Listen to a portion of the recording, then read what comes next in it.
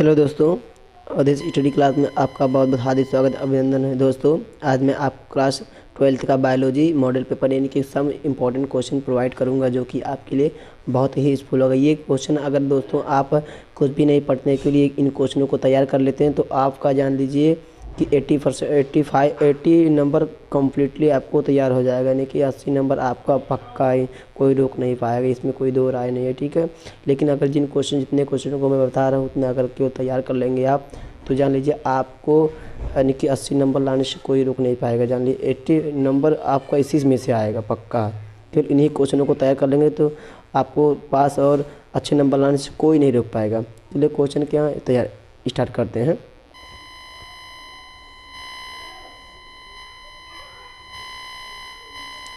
पहला क्वेश्चन क्या है, देखिए लिखा है क्वेश्चन पहला क्या, पराग कोश के अनुप्रस्थ काट का चित्र बनाइए। ये 2015 में और 17 में पूछ चुका है, ये इम्पोर्टेंट क्वेश्चन है। अगला क्वेश्चन क्या है, आवृतबीजी मिन्नर युग्मोद्भिद का संक्षिप्त वर्णन कीजिए। यह क्वेश्चन ऐसे पूछेगा कि एक आवृतबीजी पौधे के परागण के अनुकरण की विभिन्न अवस्थाओं का वर्णन कीजिए। या अगला क्वेश्चन ऐसे पूछेगा कि वायु परागण पर संक्षिप्त टिप्पणी लिखिए। अगला क्वेश्चन क्या मैं बता दूं आपको कि या फिर ऐसे एक क्वेश्चन पूछ लेगा कि वायु परागित पुष्पों की विशेषताएं लिखिए। ये जितने क्वेश्चन मैं बता रहा हूँ आपके लिए बहुत वेरी मोस्ट इम्पॉर्टेंट है और आप सभी को अगर इसको तैयार कर लेंगे तो आपको अच्छा नंबर 12th में आने वाला है। ठीक है, आवृतबीजी पौधों में द्विनिषेचन की क्रिया का सचित्र वर्णन कीजिए। 2011 में पूछ चुका हो, आपकी बार भी बहुत पूछेगा, बहुत वेरी मोस्ट इम्पॉर्टेंट क्वेश्चन ये है। अगला क्वेश्चन क्या है, द्विनिषेचन पर संक्षिप्त टिप्पणी लिखिए। देखिए 2009, 11, 12, 14, 15, 16 लगातार पूछा गया है। इसमें ये क्वेश्चन भी आपके लिए बहुत इंपॉर्टेंट है। दोहरा निषेचन को प्रभावित कीजिए। ठीक है, यह अगला क्वेश्चन छठा क्वेश्चन क्या है, भ्रूण तथा भ्रूणपोष की तुलना कीजिए, यानी कि अंतर भ्रूणकोष तथा भ्रूणपोष का अंतर लिखना। अगर आपको ये भी इसका भी आंसर चाहिए तो मैं आप कमेंट करेंगे, उसके बाद मैं आंसर का वीडियो बना दूंगा आपके लिए। चलिए अगला निम्नलिखित पर टिप्पणी लिखने के लिए आएगा। ऐसे कहा है, अनिषेक फलने क्या होती हैं। ठीक है, इस पर टिप्पणी लिखना है। और भ्रूणता, ये देखिए ये 2014-17 में पूछा गया, 2010, 15, 16 लगातार पूछा गया। ये आपके लिए वेरी मोस्ट इम्पॉर्टेंट होने वाला है, क्योंकि कभी कभी क्या होता है कि जो 23 में पूछा गया होता है वो 22 में या 24 में नहीं पूछा जाता है या 25 में नहीं पूछा जाएगा। लेकिन कभी कभी क्या होता है कि जो क्वेश्चन होते हैं लगातार पूछे जाते हैं वो भी पूछ लिए जाते हैं। जैसे 2010 में आया, 14 में आया, 15 में आया, 16 में आया, तो वो 2-3 साल गैप करने के बाद 24 में 25 में बना देता है। ठीक है, अगला क्वेश्चन क्या है, अनिषेक फलन एवं बहुभ्रूणता में अंतर लिखिए।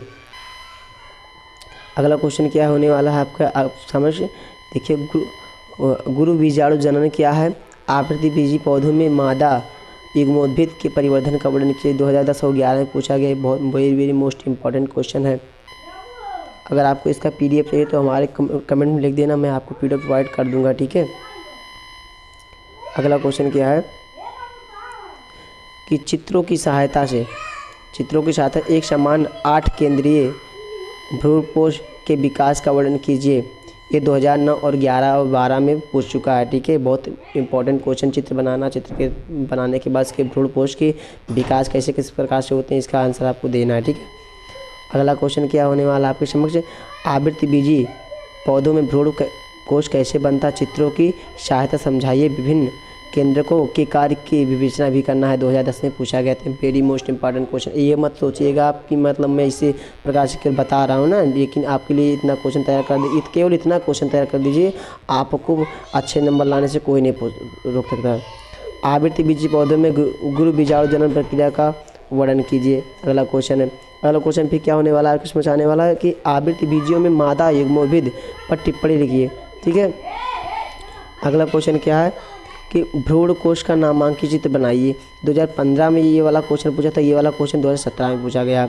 और वेरी मोस्ट इम्पॉर्टेंट क्वेश्चन आपके समझ आने वाला, जो कि एकदम 99% यानी कि 100% मान लीजिए कि पक्का आएगा ही।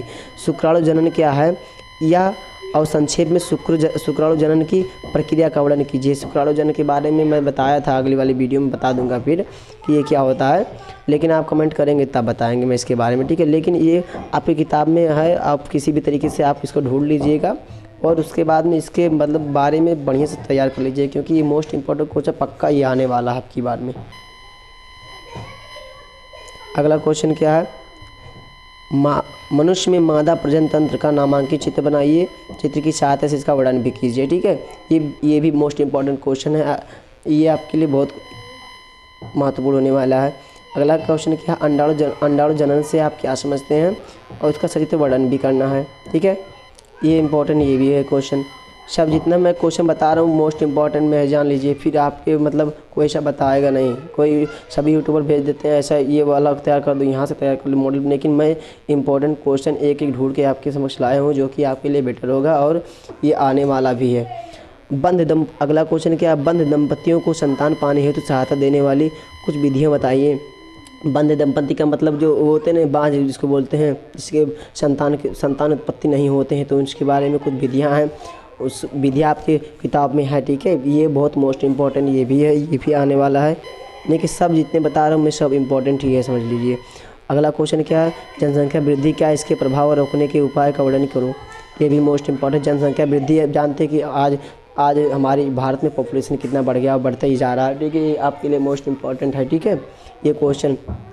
अगला क्वेश्चन क्या है, मानव में लिंग निर्धारण कैसे होता है, यानी कि मानव, यानी कि बताते ये कि निषेचन के तत्पश्चात मानव लड़का होगा या लड़की होगा, यानी एक्स एक्स वाई किसके गुण ज़्यादा होंगे, जिसके लक्षण प्रभावी होंगे उसके लक्षण दिखाएंगे, यानी कि लिंग निर्धारण इसी प्रकार से आपको मैं बता रहा हूँ कि ये कब आया था, 2012, 14, 10 और 13 में, 15 में भी आया लगातार, ये भी मोस्ट है, समझ लीजिए, बहुत आने ही वाला है। और अगला क्वेश्चन क्या है, अगला क्वेश्चन है कि निम्नलिखित को उदाहरण सहित समझाइए। सह प्रभाविता, मेंडल का जो प्रभाविता का नियम बताया था, सह प्रभाविता और अपूर्ण प्रभाविता 2012, 16, 17 में आया था और आएगा भी आपकी बात, जान लीजिए। मैं जो बता रहा हूँ आपके लिए very very most important question है। और एक क्वेश्चन आता है, ये आएगा आपकी बार, हो सकता आ जाए, पक्षियों में लिंग निर्धारण किस प्रकार होता है, ठीक है, ये बहुत मोस्ट इम्पॉर्टेंट ये भी है। अगला क्वेश्चन क्या है, मंगोलियन जड़ता क्या है, इसके 2 प्रमुख लक्षण लिखिए, 2015 में आया था ये। और एक क्वेश्चन मैं आगे और भी बता दूं आपको, डाउन सिंड्रोम किसे कहते हैं, इसके कारण में लक्षण बताइए। इसके कारण देखो डाउन सिंड्रोम किसे कहते हैं और इसके कारण में लक्षण एक होता है, लक्षण मतलब इसका लक्षण बता दीजिए, कोई भी लक्षण बता देंगे आप तो मतलब ये हो जाएगा मोस्ट इम्पॉर्टेंट में, ठीक है। आगे क्या है, डाउन सिंड्रोम के बारे में समझाएं। डाउन सिंड्रोम होता है, इसके बारे में आपको बताना है, ठीक है। और आगे आ गया बहुत very very most important question, Mendel के नियमों की व्याख्या कीजिए। किसके, मेंडल के प्रभाविता का नियम, अप्रभाविता का नियम, ठीक है। ये मोस्ट इम्पॉर्टेंट, ये भी क्वेश्चन ही पक्का आने वाला है, ठीक है। और अगला क्वेश्चन क्या आने वाला है, देखिए, हो सकता है आ जाए क्वेश्चन में। मैं जो इम्पोर्टेंट क्वेश्चन बताया बहुत ही इंपॉर्टेंट है, ठीक है। मेंडलवाद पर विस्तृत टिप्पणी लिखिए। ये अगर मेंडल के नियमों की व्याख्या करने के लिए कह रहा तब भी ये क्वेश्चन लिखेंगे, अगर मेंडलवाद के पर विस्तृत टिप्पणी लिखने के लिए बोले तब भी ये क्वेश्चन आंसर लिखेंगे, ठीक है। और एक होता है क्वेश्चन ये भी पूछेगा, तो मेंडल के द्विगुण संकर प्रयोग का उदाहरण सहित वर्णन कीजिए, तब भी ये क्वेश्चन का आंसर लिखने वाले हैं हम लोग, ठीक है। मेंडल के स्वतंत्र अपव्यूहन के नियम को समझाइए, ठीक है, ये क्वेश्चन पूछेगा आपको, ठीक है, तब भी ये आंसर लिखेंगे, ठीक है।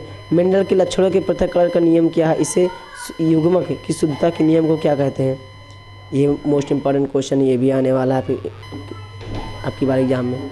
और अगला क्वेश्चन क्या है, अगला और लास्ट क्वेश्चन क्या है, मेंडल के पृथक्करण के नियम का उपयुक्त रेखा चित्र की सहायता से वर्णन कीजिए।